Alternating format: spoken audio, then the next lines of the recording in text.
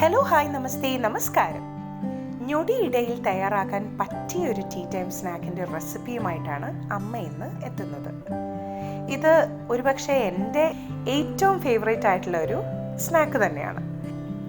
അതുകൂടാതെ ഞങ്ങളുടെ വീട്ടിലൊക്കെ വന്നിരുന്ന ഗസ്റ്റുകൾക്ക് ടീ ടൈം സ്നാക്കായി പലപ്പോഴും ചായക്കും കാപ്പിക്കും ഒക്കെ ഒപ്പം ഞാനിത് പല തവണയായിട്ട് ഉണ്ടാക്കി കൊടുത്തിട്ടുണ്ട്, അമ്മയുടെ ഒരു റെസിപ്പി ഫോളോ ചെയ്ത്.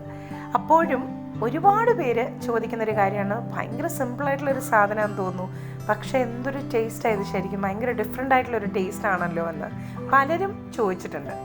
അതുകൊണ്ട് തന്നെ അമ്മയുടെ ഈ ഒരു റെസിപ്പി കറി വിത്ത് അമ്മയിലെ റെസിപ്പീസിൽ വരണമെന്ന് എനിക്ക് ഭയങ്കര അധികം നിർബന്ധവുമുണ്ടായിരുന്നു.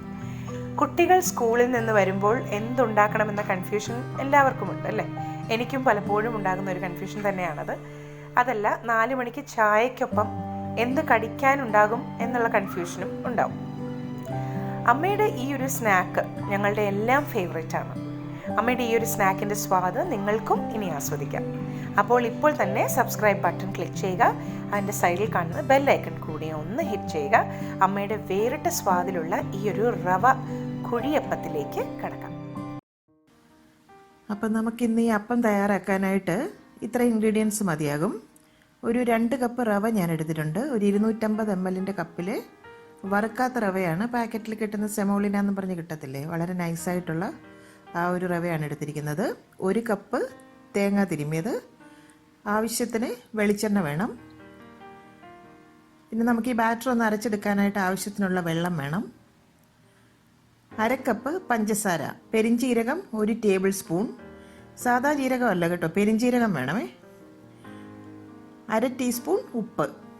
ഇത്ര ഇൻഗ്രീഡിയൻസ് ആണ് നമുക്കിതിന് ആവശ്യമായിട്ടുള്ളത്. പെട്ടെന്ന് തന്നെ നമുക്ക് അപ്പം തയ്യാറാക്കാൻ തുടങ്ങാം. ആദ്യം തന്നെ മിക്സിയുടെ ഒരു ജാറിലേക്ക് ഈ റവ അങ്ങ് ചേർത്ത് കൊടുക്കാം. അതിലേക്ക് ആ ഉപ്പും കൂടി അങ്ങ് ചേർക്കാം. ഉപ്പ് കൂടി പോകരുത് കേട്ടോ. മധുരമാണതിന് മുമ്പിട്ട് നിൽക്കുന്നത്. തേങ്ങ തിരുമിയതും കൂടെ അതിലേക്ക് ചേർത്ത് കൊടുക്കാം. പഞ്ചസാരയും കൂടി അതിലേക്ക് അങ്ങ് ചേർത്ത് കൊടുക്കാം. മധുരത്തിൻ്റെ ആവശ്യാനുസരണം കുറച്ച് അങ്ങോട്ടും ഇങ്ങോട്ടും ഒക്കെ കൂട്ടുകയോ കുറയ്ക്കുകയോ ചെയ്യാം കേട്ടോ. എനിക്കിപ്പോൾ ഇതൊരു കറക്റ്റ് മധുരമായിട്ടാണ് ഇരിക്കുന്നത്.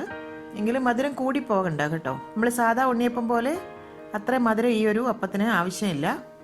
ഇനി പെരുംജീരകം കൂടി ആ ജാറിലേക്ക് അങ്ങ് ചേർത്ത് കൊടുക്കാം. ആവശ്യത്തിന് വെള്ളം കൂടി ചേർത്തിട്ട് നല്ലൊരു സെമി തിക്ക് ബാറ്ററായിട്ട് നമുക്ക് അരച്ചെടുക്കണം. ഇനി ഞാൻ അരച്ചെടുത്തിട്ട് വരാം. ബാറ്റർ ഇപ്പം ഞാൻ അരച്ചെടുത്തിട്ടുണ്ട്. ഈ ഒരു പരുവത്തിന് വേണം അരച്ചെടുക്കാനായിട്ട്. ഇത്രയും ഒരു തിക്കായിട്ടിരിക്കണം. കൂടുതൽ വെള്ളമാകാനും പാടില്ല, കൂടുതൽ കട്ടിയായി പോകാനും പാടില്ല. നമ്മൾ ഉണ്ണിയപ്പത്തിനൊക്കെ അരച്ചെടുക്കുന്ന പോലെ ഒത്തിരി അങ്ങ് ഫൈൻ പേസ്റ്റായിട്ട് അരയ്ക്കണ്ട കേട്ടോ. ചെറിയൊരു തരിയോടുകൂടി തന്നെ ഇരിക്കട്ടെ ബാറ്റർ.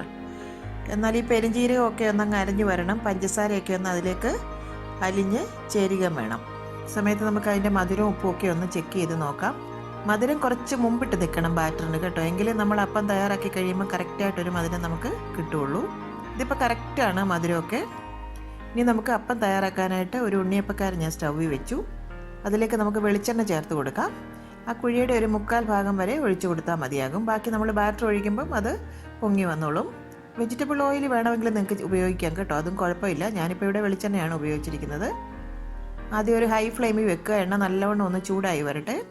എണ്ണ നല്ലവണ്ണം ഒന്ന് ചൂടായി കഴിഞ്ഞാൽ ഫ്ലെയിം ഒന്ന് മീഡിയത്തിലേക്ക് ആക്കുക. അതിനുശേഷം അതിലേക്ക് ബാറ്റർ നന്നായിട്ട് ഇളക്കിയതിന് ശേഷം ആ കുഴിയുടെ ഒരു 1/4 ഭാഗം വരെ ബാറ്റർ ഒഴിച്ചു കൊടുക്കാം. എല്ലാ കുഴികളിലും ഇതുപോലെ ബാറ്റർ നമുക്കങ്ങ് ചേർത്ത് കൊടുക്കാം. ഒരു 2-3 മിനിറ്റിന് ശേഷം ഒരു വശം നല്ലവണ്ണം കുക്കായി വരും. ഇപ്പോൾ ഒരു വശം നല്ലവണ്ണം മൊരിഞ്ഞ് വന്നിട്ടുണ്ട്. ഒരു ഫോർക്ക് കൊണ്ട് നമുക്കിത് മറുവശത്തേക്കൊന്ന് തിരിച്ചിട്ട് കൊടുക്കാം. സാധാ ഉണ്ണിയപ്പം പോലെ അത്ര ബ്രൗൺ കളറായിട്ട് വരത്തില്ല ഇതിന് കേട്ടോ. ഇതിന് നമ്മൾ പഞ്ചസാരയാണല്ലോ ചേർത്തിരിക്കുന്നത്. ഒരു ചെറിയ ലൈറ്റ് ബ്രൗൺ കളറേ ആയി കിട്ടുള്ളൂ. ഇനി ഒരു 2-3 മിനിറ്റ് കൂടെ നമുക്ക് വെയിറ്റ് ചെയ്യാം. ഈ വശം കൂടെ ഒന്ന് മൂത്ത് വരട്ടെ. ഒന്നും കൂടെ നമുക്കങ്ങ് തിരിച്ചിട്ട് കൊടുക്കാം. അപ്പോൾ ഈ അപ്പം നമുക്ക് ഇപ്പോൾ റെഡി ആയിട്ടുണ്ട്. ഇനി ഒരു സ്ക്യൂവർ കൊണ്ട് ഇതുപോലെ അങ്ങ് കുത്തി നമുക്കിങ്ങ് എടുത്ത് മാറ്റാം. അതിലെ എണ്ണയൊക്കെ നല്ലവണ്ണം അങ്ങ് ഡ്രെയിൻ ചെയ്ത ശേഷം ഒരു സ്ട്രെയിനറിലേക്ക് ഇതങ്ങ് മാറ്റിയെടുക്കാം. വീണ്ടും ഒരു ബാച്ച് കൂടി നമുക്ക് തയ്യാറാക്കിയെടുക്കാം. വീണ്ടും ബാറ്റർ എല്ലാ കുഴികളിലേക്കും ഒഴിച്ചു കൊടുക്കാം ഒന്നുകൂടി. അപ്പോൾ ഈ അപ്പങ്ങളും റെഡി ആയിട്ടുണ്ട്. ഇത് നമുക്കങ്ങ് കോരി മാറ്റാം. ഇതുപോലെ എല്ലാ ബാച്ചും നമുക്ക് തയ്യാറാക്കിയെടുക്കാം. ചെറിയൊരു ഗോൾഡൻ ബ്രൗൺ കളർ ആകുമ്പോൾ നമുക്കിങ്ങനെ കോരി മാറ്റാം കേട്ടോ. ഇപ്പം നമ്മുടെ എല്ലാ അപ്പങ്ങളും തയ്യാറാക്കി എടുത്തിട്ടുണ്ട്. അപ്പോൾ എല്ലാ അപ്പങ്ങളും നമുക്ക് റെഡിയായി കിട്ടിയിട്ടുണ്ട്. ഇതുപോലെ ഒരു ഗോൾഡൻ ബ്രൗൺ കളറിലാണ് ഇതിരിക്കേണ്ടത്. കൂടുതലായിട്ട് അങ്ങ് കരിഞ്ഞു പോകാനും പാടില്ല. ഇതിപ്പോൾ ഇതിൻ്റെ പുറം നല്ല ക്രിസ്പിയാണ്, അകം നല്ല സൂപ്പർ സോഫ്റ്റ് ആണ് കേട്ടോ. ഞാനിത് ഒരെണ്ണം ഒന്ന് മുറിച്ച് കാണിച്ചു തരാം. കണ്ടില്ലേ, അകം എന്ത് സോഫ്റ്റായിട്ടായിരിക്കുന്നത്, പുറം നല്ല ക്രിസ്പിയാണ്. ഞാനൊന്ന് കഴിച്ചു നോക്കട്ടെ.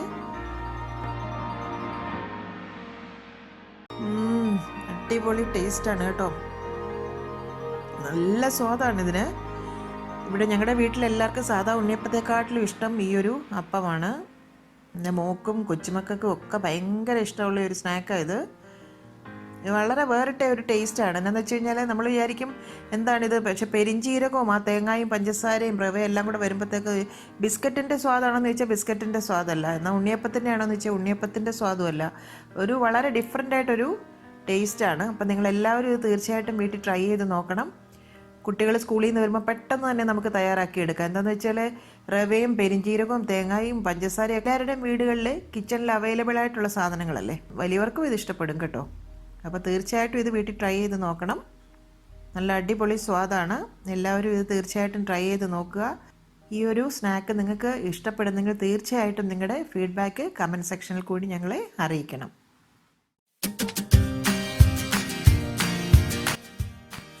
കറി വിത്ത് അമ്മയിലെ അമ്മയുടെ ഇന്നത്തെ റെസിപ്പി നിങ്ങൾക്ക് ഇഷ്ടമായെന്ന് ഞങ്ങൾ പ്രതീക്ഷിക്കുന്നു. നിങ്ങളിൽ ഒരുപാട് പേര് ഈ റെസിപ്പീസ് എല്ലാം ട്രൈ ചെയ്ത് നോക്കി സക്സസ് ആയി എന്നറിയുന്നതിൽ ഞങ്ങൾക്ക് വളരെയധികം സന്തോഷം. നിങ്ങളുടെ ഫീഡ്ബാക്സും ഫോട്ടോസും എല്ലാം ഞങ്ങൾക്ക് വളരെയധികം വാല്യൂബിളാണ്. ഇതെല്ലാം കാണുന്നതിൽ ഞങ്ങൾക്ക് വളരെയധികം സന്തോഷവുമുണ്ട്. നിങ്ങൾ ആഗ്രഹിക്കുന്ന ഏതെങ്കിലും റെസിപ്പി അമ്മ വഴി കാണാൻ നിങ്ങൾക്ക് താല്പര്യമുണ്ടെങ്കിൽ ഞങ്ങളെ തീർച്ചയായും ഫീഡ്ബാക്സ് വഴി അറിയിക്കണം. ഞങ്ങൾ അത് ഞങ്ങളുടെ റെസിപ്പീസിൽ ഇൻക്ലൂഡ് ചെയ്യുന്നതായിരിക്കും. കറി വിത്ത് അമ്മ ഇതുവരെ സബ്സ്ക്രൈബ് ചെയ്യാത്തവരായ ആരെങ്കിലും ഉണ്ടെങ്കിൽ തീർച്ചയായും സബ്സ്ക്രൈബ് ചെയ്യണം. ഞങ്ങളുടെ റെസിപ്പീസ് ട്രൈ ചെയ്ത് നോക്കി നിങ്ങൾക്ക് ഇഷ്ടമാവുകയാണെങ്കിൽ തീർച്ചയായും വീഡിയോസ് ലൈക്ക് ചെയ്ത് ഷെയർ ചെയ്ത് ഞങ്ങളെ സപ്പോർട്ട് ചെയ്യണം. വീണ്ടും മറ്റൊരു റെസിപ്പിയുമായി വരുന്നവരെ നന്ദി, ഗുഡ് ബൈ.